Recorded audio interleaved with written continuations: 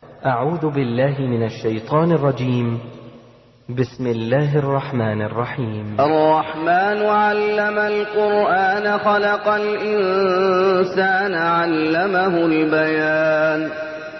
الشمس والقمر بحسبان والنجم والشجر يسجدان والسماء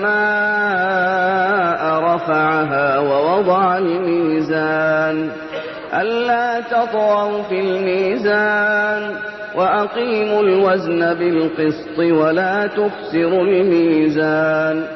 والأرض وضعها للأنام فيها فاكهة والنخل ذات الأكمام والحب ذو العصف والريحان فبأي آلاء ربكما تكذبان.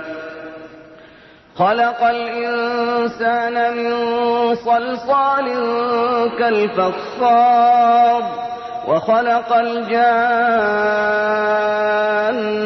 من مارج من نار فبأي آلاء ربكما تكذبان. رب المشرقين ورب المغربين فبأي آلاء ربكما تكذبان. مرج البحرين يلتقيان بينهما برزخ لا يبغيان فبأي آلاء ربكما تكذبان. يخرج منهما اللؤلؤ والمرجان فبأي آلاء ربكما تكذبان. وله الجوار المنشآت في البحر كالأعلام فبأي آلاء ربكما تكذبان. كل من عليها فان ويبقى وجه ربك ذو الجلال والإكرام فبأي آلاء ربكما تكذبان.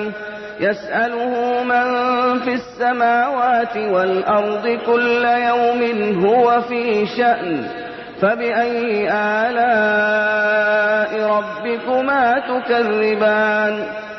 سنفرغ لكم أيها الثقلان فبأي آلاء ربكما تكذبان.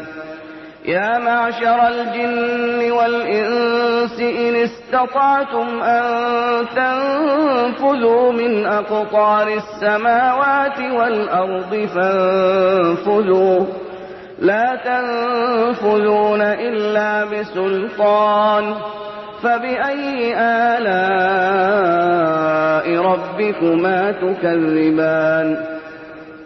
يرسل عليكما شواظ من نار ونحاس فلا تنتصران فبأي آلاء ربكما تكذبان. فإذا انشقت السماء فكانت وردة كالدهان فبأي آلاء ربكما تكذبان.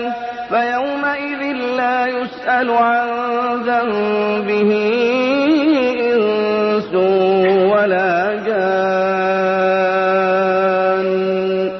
فبأي آلاء ربكما تكذبان. يعرف المجرمون بسيماهم فيؤخذ بالنواصي والأقدام فبأي آلاء ربكما تكذبان.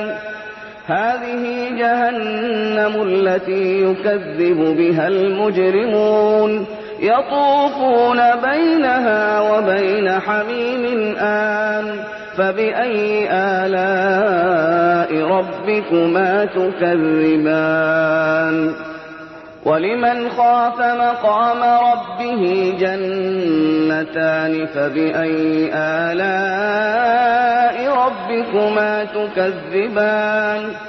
ذواتا أفنان فبأي آلاء ربكما تكذبان فيهما عينان تجريان فبأي آلاء ربكما تكذبان فيهما من كل فاكهة زوجان فبأي آلاء ربكما تكذبان متكئين على فرش بطائنها من استبرق وجنى الجنتين دان فبأي آلاء ربكما تكذبان فيهن قاصرات الطرف لم يطمثهن إنس قبلهم ولا جان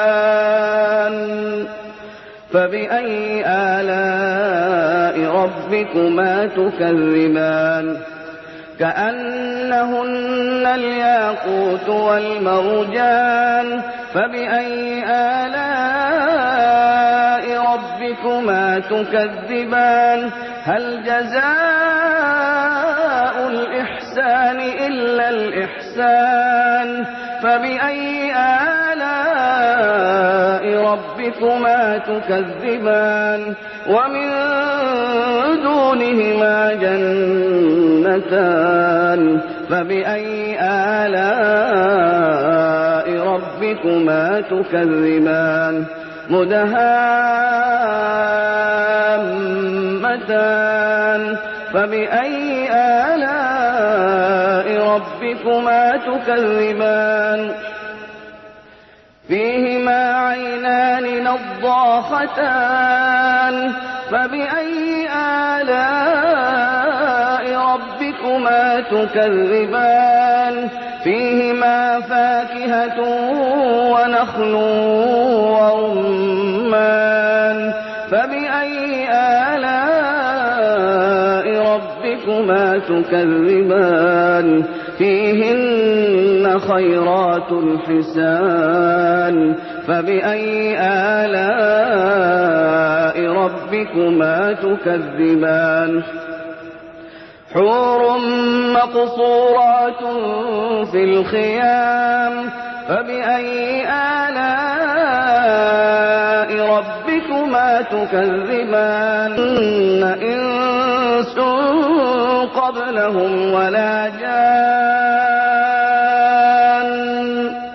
فبأي آلاء ربكما تكذبان متكئين على رفرف خضر وعبقري حسان فبأي آلاء ربكما تكذبان تبارك اسم ربك ذي الجلال والإكرام